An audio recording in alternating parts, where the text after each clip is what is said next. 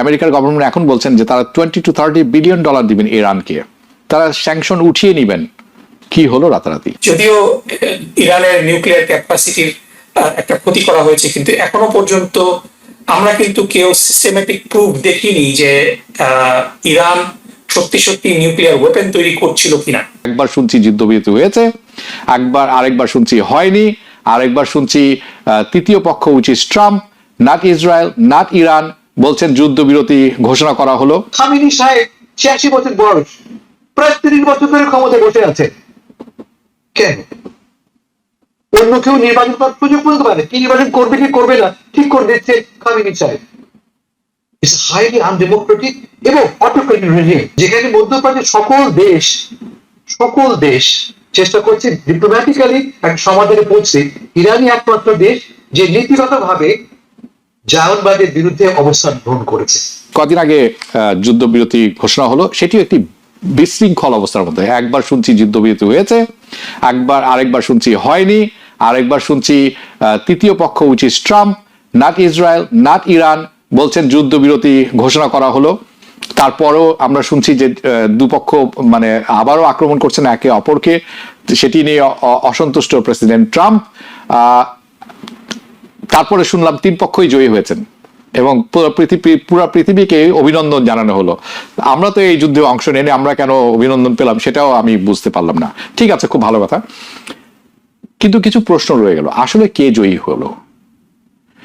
Uranium গেল কোথায়? আসলে কি এটি ধ্বংস করার সম্ভব হয়েছে? অনেক রকম ডাউট চলে আসছে। আজকে ইন্টেলিজেন্স ব্রিফিং ছিল, সেখানে স্বভাব সুরতই, যেটা আমি আশা করছিলাম, তুলসী গ্যাবার্ট ছিলেন না সেখানে, কারণ উনি দ্বিমত পোষণ করেছিলেন ট্রাম্পের সাথে। আমি শুনবো আপনার কাছে, এরপরে আমরা চলে যাব নাকিবুর রহমান আপনার কাছেও। হাসান ফেরদৌস। হাবিব ভাই, এই যুদ্ধের সবচেয়ে বড় জয় কিন্তু নেতানিয়াহু। কিভাবে? নেতানিয়াহু 30 বছর ধরে আমাদের শোনাচ্ছে যে ইরানের নিউক্লিয়ার অস্ত্র আগামীকালই হয়ে যাবে। 30 বছর শোনাচ্ছে, 3 মাস পরে 6 মাস পরে 30 বছর চলে গেছে। আলটিমেটলি হি কনভিন্সড ডোনাল্ড ট্রাম্প।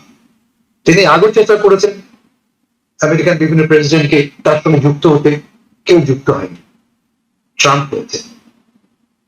এবং সত্যি সত্যি বড় রকমের ক্ষতি হয়েছে। আমি আইএ রিপোর্টটা পড়ছিলাম এবং তাতে স্পষ্ট যে ইরানের 3টি পারমাণবিক কেন্দ্রই বড় রকমের ক্ষতির সম্মুখীন হয়েছে, ধ্বংস হয়নি।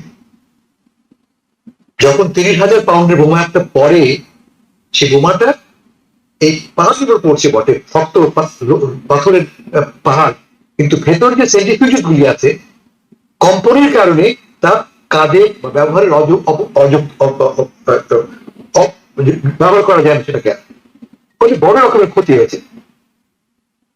আমরা এও শুনতে পাচ্ছি যে প্রায় 40,000 কিলোগ্রাম ইউরেনিয়াম আগে ছড়িয়ে ফেলা হয়েছে, যেগুলি 60% এনরিচড।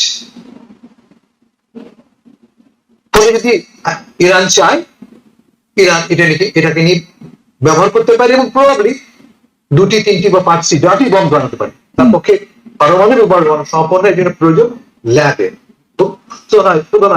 শোধনাগার ছাড়া সম্ভব হবে না। কি ছোট আকারের বোমা, ডার্টি বোমা, যা বিমানে করে বহন করতে হবে, যে বিমান ইরানের নেই, করতে পারে। কিন্তু প্রশ্ন কেন সে করবে? এটা আমার অবস্থান, আপনারা তো এগ্রি করবেন না। এই পুরো প্রজেক্টটাই আমার বিবেচনায় রং প্রজেক্ট, যেখানে মধ্যপ্রাচ্যের সকল দেশ চেষ্টা করছে ডিপ্লোম্যাটিক্যালি একটা সমাধানে পৌঁছে। ইরানই একমাত্র দেশ যে নীতিগতভাবে জায়নবাদের বিরুদ্ধে অবস্থান গ্রহণ করেছে। এবং ফ্রম ডে ওয়ান, আজকে থেকে 1979 যখন প্রথম বিপ্লব সফল হয়, তখন থেকে খোমেনি সাহেব কি বলে আসছেন? Death two Israel, death to America. বড় শয়তান, ছোট শয়তান। যখন একটা সরকারের এই আদর্শিক অবস্থান এমন হয়, তখন আর কিন্তু কোনো স্কোপ থাকে না, রুম থাকে না নেগোসিয়েশনের। সরকারের সঙ্গে আমি নেগোসিয়েট করতে পারি না। ফলে এই রিজিড অবস্থানের কারণে যা হয়েছে, কোন রকমের নেগোসিয়েট পসিবল হয়নি। সমস্ত আরব বিশ্বকে নেগোসিয়েট করে ফেলেছে, সৌদি আরব পর্যন্ত। সবাই চেষ্টা করছে এই ব্যবধানটা কমাতে। ইরান এটা কেন করে?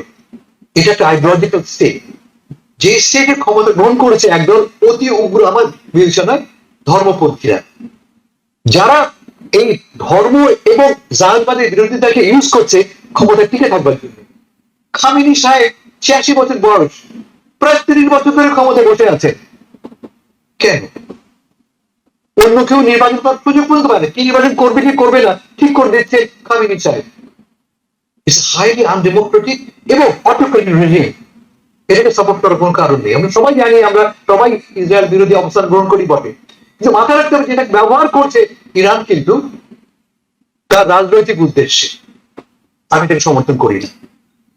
আপনার মাথা কি হচ্ছে, ইরানের এই বিরোধিতাকে ব্যবহার করছে কে? ইসরায়েল। কি করতে? গাজায় অকুপেশন কন্টিনিউ করতে। আমি তোকে বললাম সবচেয়ে বড় লাভ হয়েছে ইসরায়েল। এই যুদ্ধ শুরু হওয়ার আগে সবচেয়ে বিপদে ছিলেন নেতানিয়াহু সাহেব। তার যে কোয়ালিশন খুব দুর্বল কোয়ালিশন, ভেঙে পড়তে পারে যে কোনো সময়। কিন্তু এখন ইরানকে 30 বছর পরে তিনি ইরানকে লিটারালি তার আণবিক শক্তি থেকে মুক্ত করলেন এবং তার সমর্থন 70% যে পৌঁছেছে।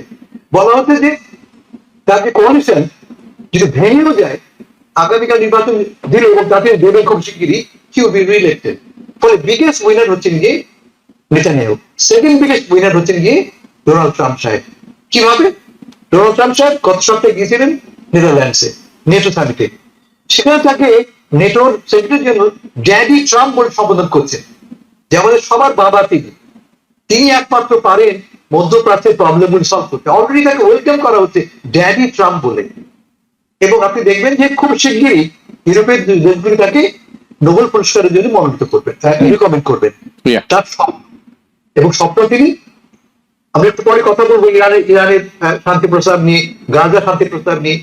এই সবই একটা ভিশন আছে ট্রাম্পের। কিন্তু ট্রাম্পকে আমি একটু ক্রেডিট দিয়ে আছি যে তিনি আমাদের কনভারসেশনটা বদলে দিচ্ছেন। অব্যাহত যুদ্ধের বদলে শান্তি প্রক্রিয়ার কথা তিনি বলছেন, which I personally welcome। ঠিক, ধন্যবাদ। নাকিবুর রহমান, আপনার কাছে আমি যাব। আপনি কি একমত পোষণ করেন কিনা হাসান ফেরদৌসের সাথে? এটি একটি প্রশ্ন, যদি জানাবেন কেন না, যদি না করে থাকেন। দ্বিতীয় প্রশ্ন হচ্ছে যে এই যে ইরানের পারমাণবিক চুল্লিতে আক্রমণ করা, ধ্বংস করে দেওয়া হলো, এটি আমরা শুনলাম যে সম্পূর্ণ ধ্বংস হয়নি, ডার্টি বোম বানানোর মতো এখনো ইউরেনিয়াম রয়ে গেছে তাদের হাতে। এখন অন্যান্য দেশ এটি দেখে বলতে পারে কিনা যে আমাকে নিজের আত্মরক্ষা করার জন্য হলেও আমাকে পারমাণবিক বোমা বানানো আমার প্রয়োজন, আমার দেশকে রক্ষা করার জন্য, মানুষকে রক্ষা করার জন্য। এটি কি বিপরীত হিসাবে কাজ করতে পারে কিনা তাদের জন্য? এবং একই সাথে আমেরিকার গভর্নমেন্ট এখন বলছেন যে তারা $20 to $30 বিলিয়ন দিবেন ইরানকে, তারা স্যাংশন উঠিয়ে নিবেন। কি হলো রাতারাতি? জি, আমি হাসান ভাইয়ের সাথে নীতিগতভাবে উনি যেটা বলেছেন ডেফিনেটলি এটার সাথে দ্বিমত করার কোনো সুযোগ নেই। ডেফিনেটলি ব্যক্তিগতভাবে আমরা যদি দেখি যে নেতানিয়াহু এবং ডোনাল্ড ট্রাম্প লাভবান হয়েছেন এই টোটাল এই সিনারিওতে।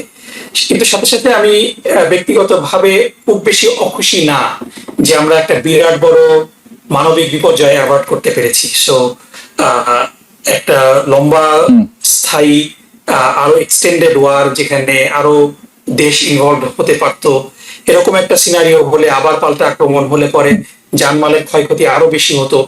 সুতরাং সেদিক থেকে বিবেচনা করে আমি এই কারণে খুশি যে জানমালের একেবারে মিনিমাম একটা ক্ষতি হয়েছে, আরো অনেক বেশি ক্ষয়ক্ষতি রোধ করা গেছে। এই কারণে আমি মনে করি যে এই টোটাল অর্ডিল যতই এটা রিডিকুলাস মনে হয়, যতই বিজার মনে হোক না কেন, এট the end of the day যুদ্ধ থেমে যাওয়াতে মানবতাও কিন্তু বিজয়ী হয়েছে। এটা আমি on top of everything Hasan ভাই বলছেন, আমি এটা অ্যাড করছি।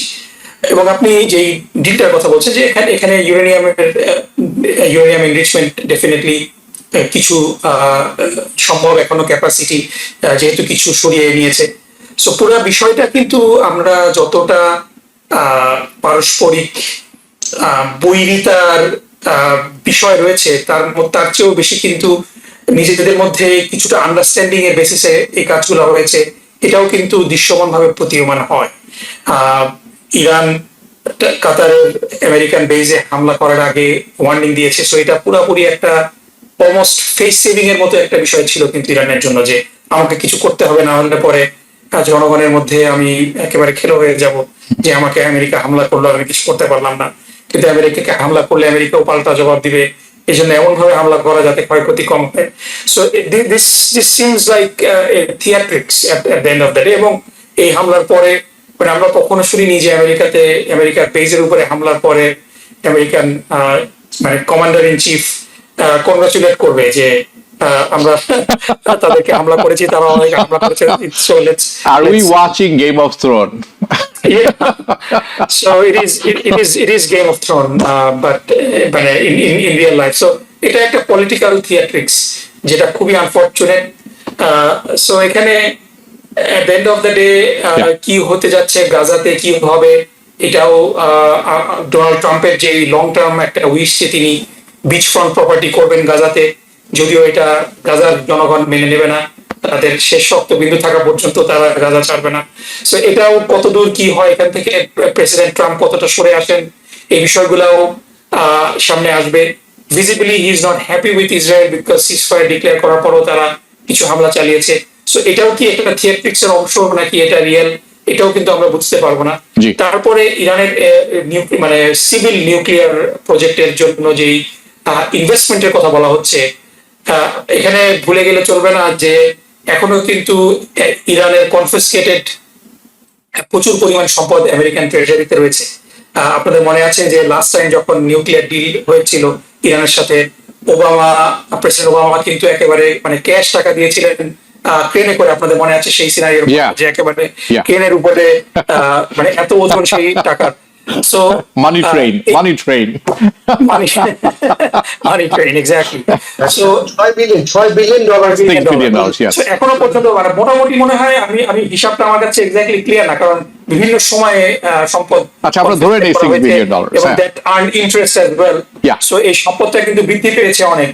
সো এই 20 বিলিয়ন 30 বিলিয়নের যে কথাটা, এটা কিন্তু এখনো অফিসিয়াল না, এগুলো বিভিন্ন জায়গা থেকে লিক হচ্ছে এবং এটা লিক করা হচ্ছে মূলত মানে জায়নিস্ট মিডিয়া থেকে, যে তারা এই ধরনের ডিলটা চায় না।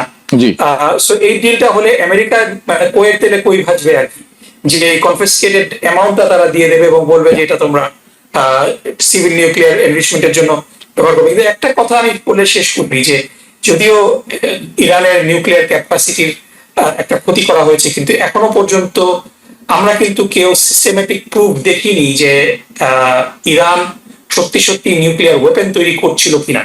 এটা কিন্তু এন্টায়ারলি হাসান ফেরদৌস ভাই যেটা বললেন যে গত 26 বছর ধরে নেতানিয়াহুর ব্যক্তিগত প্রপাগান্ডা, সে 96-এ তিনি বলেছিলেন যে within few years Iran within 2 weeks.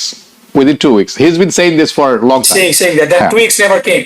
So যদিও এখনো পর্যন্ত যেটা হামলাটা হয়েছে এখান থেকে ইরান সরিয়ে নিয়েছে, কিন্তু এগুলা কিন্তু ইরান বলে আসছে যে তাদের কখনোই নিউক্লিয়ার অ্যাম্বিশন ছিল না, যদিও তারা এটাকে কনভার্ট করতে পারে, বিভিন্ন রকম আদার রেটরিক আছে, কিন্তু এখনো পর্যন্ত কিন্তু তারা এটাকে সিভিল কাজে ব্যবহার করার কথা বলছিলেন। তারা কিন্তু আইপিপিএল-এর সাথে মানে কোঅপারেট করছিল এবং একটা নিউক্লিয়ার চুক্তি এটা দুনিয়ার জন্যও ভালো, ইরানের জন্যও ভালো। এবং আমি আপনার শেষ প্রশ্নের উত্তর দিয়ে শেষ করছি, আমি মনে করি না যে পৃথিবীর অন্যান্য দেশগুলোর নিউক্লিয়ার ক্যাপাসিটি তৈরি করা দরকার আত্মরক্ষার জন্য। ডেফিনেটলি আমি মনে করি প্রত্যেকটা দেশেরই সামরিক একটা শক্তি থাকা দরকার, যাতে করে চোখে চোখ রেখে কথা বলতে পারে, মানে একেবারে অসম আক্রমণের শিকার হয়েও যেন তারা জবাব দিতে পারে তাদের সম্মান বজায় রেখে। এই ক্যাপাসিটিটা থাকা দরকার প্রত্যেকটা দেশের, but it doesn't have to be nuclear that we have to see. New York সম্প্রচারিত TVN 24 টেলিভিশন বিশ্বজুড়ে বাঙালির কণ্ঠস্বর।